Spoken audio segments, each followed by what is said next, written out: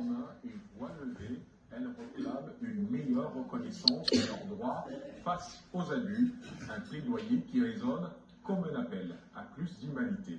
Janice Wonchuan et Michel Foucault. Des travailleuses de maison dans un exercice inhabituel pour elles.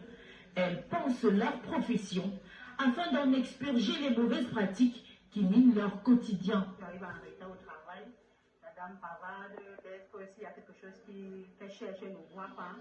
Elle se plaint, elle me demande, me pose des questions, mais c'est où, quand je dis non, je ne connais pas.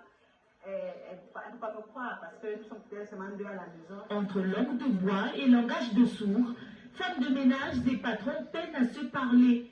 Entre horaires et des conditions de travail difficiles, ils entretiennent une relation toxique.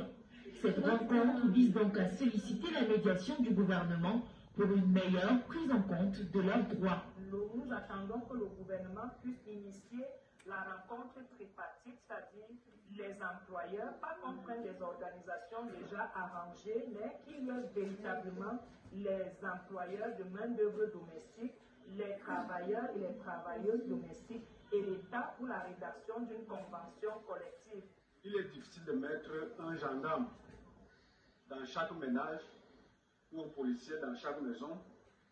Voilà pourquoi nous pensons qu'il est important également que, à côté des lois, à côté de la réglementation, qu'il y ait des assises de regroupant sur la même table les employeurs, les travailleurs et les travailleuses qui sont les femmes et les filles, mais aussi et surtout les pouvoirs publics. Plus qu'un plaidoyer, c'est un cri de détresse qui est ici lancé.